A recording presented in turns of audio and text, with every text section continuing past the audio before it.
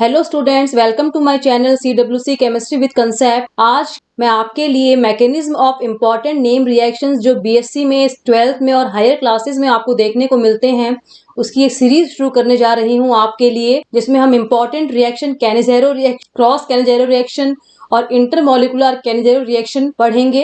ये इसका पार्ट 1 है। पार्ट 2 में इससे रिलेटेड क्वेश्चंस किस तरह के एग्जाम्स में आते हैं और उनको सॉल्व करने की ट्रिक जो है वो मैं आपको पार्ट 2 में बताऊंगी। कैनेज़ेरो रिएक्शन हमें वहां देखने को मिलता है जनरली जिस एल्डिहाइड में अल्फा हाइड्रोजन नहीं होता है। जिस एल्डिहाइड में चाहे वो एलिफेटिक हो या एरोमेटिक हो, अगर उसमें अल्फा हाइड्रोजन एब्सेंट है तो वहां पे कैनेज़ेरो रिएक्शन हमें देखने को मिलेगा। मैंने एक एग्जाम्पल लिखा हुआ है। अल्फा हाइड्रोजन हम कैसे आइडेंटिफाई करेंगे वो देखिए। ये जो है हमारा फंक्शनल ग्रुप लगा हुआ है। फंक्शनल ग्रुप जो लगा हुआ होता है उसके जस्ट बगल वाला कार्बन जो होता है वो अल्फा कार्बन होता है और उससे अटैच्ड जो भी हाइड्रोजन जो होते हैं वो अल्फा हाइड्रोजन होते हैं। अगर यहाँ पे हाइड्रोजन होते तो वो हमारे अल्फा हाइड्रोजन कहलाते, लेकिन यहाँ पे हाइड्रोजन नहीं है। यहाँ पे alkyl group R1 R2 R3 मैंने लिखे हुए हैं, तो ये हमारे जो हैं अल्फा एल्किल ग्रुप हैं। यहाँ अल्फा हाइड्रोजन एब्सेंट है, तो इस तरह के कंपाउंड्स जो हैं वो कैनेज़ेरो रिएक्शन देंगे, चाहे वो एलिफेटिक हो, ये मैंने एलिफेटिक कंपाउंड लिखा हुआ है एल्डिहाइड, चाहे वो एरोमेटिक हो। ये हमारा एरोमेटिक एल्डिहाइड का एग्जाम्पल है जिसमें अल्फा हाइड्रोजन एब्सेंट है। फंक्शनल ग्रुप हो गया। इसके जस्ट पास वाला कार्बन ये वाला जो है हमारा अल्फा कार्बन हो गया। यहाँ पे कोई भी हाइड्रोजन प्रेजेंट नहीं है, इसलिए एब्सेंट है अल्फा हाइड्रोजन यहाँ पे, और ये कैनेज़ेरो रिएक्शन में पार्ट लेगा। डेफिनेशन जो क्या है कैनेज़ेरो रिएक्शन की मैंने लिखी हुई है। Two molecules of same aldehyde without alpha hydrogen undergoes disproportionation or redox reaction in the presence of a strong base to give one molecule of alcohol and another molecule of salt of an acid। दो molecule एक ही aldehyde के जिनके अंदर alpha hydrogen नहीं है वो डिसप्रपोर्शिएशन reaction या redox reaction, जिसको हिंदी में असमानुपातन कहते हैं, एक स्ट्रॉन्ग बेस की प्रेजेंस में उस तरह की क्रिया करते हैं जिसमें एक मॉलिक्यूल एल्डिहाइड का जो है वो ऑक्सीडाइज हो जाता है और दूसरा मॉलिक्यूल जो है वो रिड्यूस हो जाता है, एक अल्कोहल बनता है और एक एसिड बनता है। एग्जाम्पल फॉर्मेल्डिहाइड का लिखा हुआ है। 2 मॉलिक्यूल्स हैं फॉर्मेल्डिहाइड के, स्ट्रॉन्ग बेस NaOH के प्रेजेंस में इसने रिएक्शन करी। हमारा जो रिड्यूस प्रोडक्ट है वो अल्कोहल है और जो हमारा ऑक्सीडाइज प्रोडक्ट है वो सोडियम फॉर्मेट है, क्योंकि फॉर्मिक एल्डिहाइड या फॉर्मेल्डिहाइड से बन रहा है इसलिए इसका नाम सोडियम फॉर्मेट है। और ये जो फर्स्ट बना है हमारा रिड्यूस प्रोडक्ट ये मेथनॉल है। तो एक जो है एल्डिहाइड वो रिड्यूस हो जाएगा, अल्कोहल फॉर्म करेगा, दूसरा एल्डिहाइड जो है वो ऑक्सीडाइज होकर sodium format, sodium salt produce करेगा कार्बोक्सिलिक एसिड का। नेक्स्ट एग्जांपल जो मैंने दिया हुआ है वो एरोमेटिक एल्डिहाइड का है। बेंजल्डिहाइड है ये। 2 मॉलिक्यूल्स बेंजल्डिहाइड की जब रिएक्ट करते हैं आपस में in the presence of strong base KOH, तो एक मॉलिक्यूल जो है वो रिड्यूस हो जाता है बेंजिल अल्कोहल फॉर्म करने के लिए और दूसरा मॉलिक्यूल जो है बेंजल्डिहाइड का वो पोटेशियम बेंजोएट फॉर्म करता है।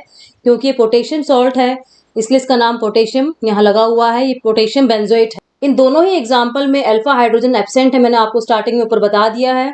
वन एल्डिहाइड जो है it gets oxidize to form acid, acid form करता है। दूसरा एल्डिहाइड जो है वो रिडक्शन होता है और वो अल्कोहल का फॉर्मेशन करता है।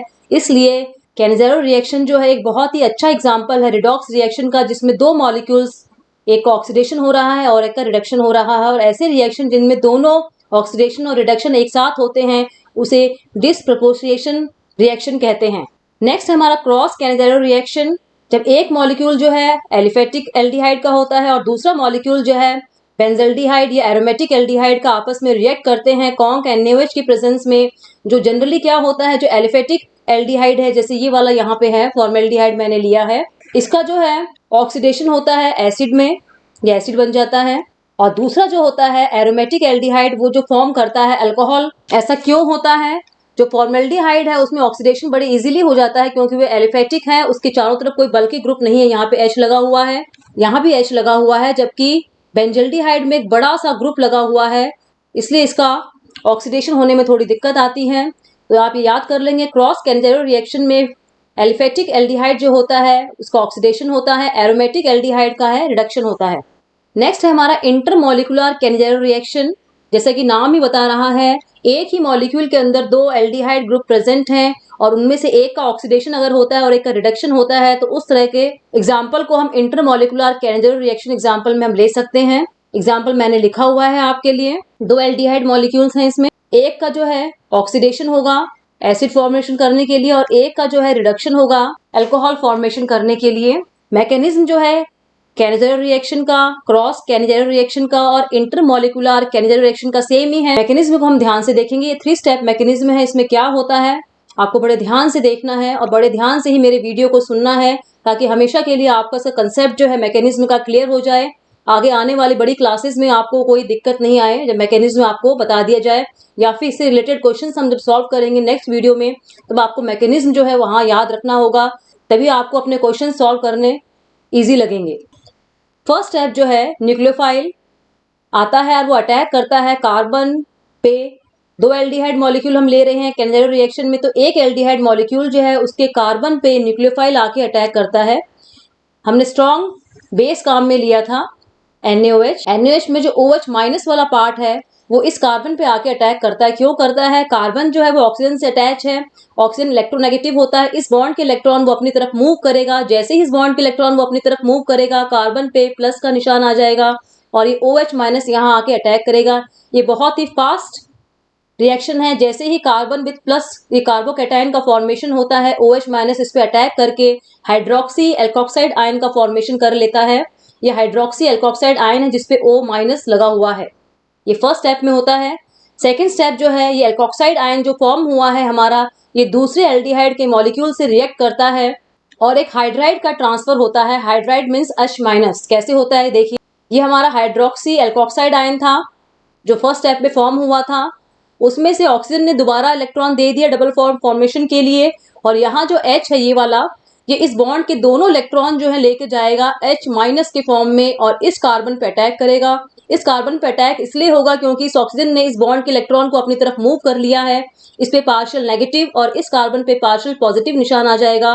पार्शियल पॉजिटिव साइन आने के कारण जो H माइनस जो आ रहा है हाइड्रोक्सी एल्कोक्साइड आयन से, वो यहाँ कार्बन पे अटैक आसानी से कर लेगा।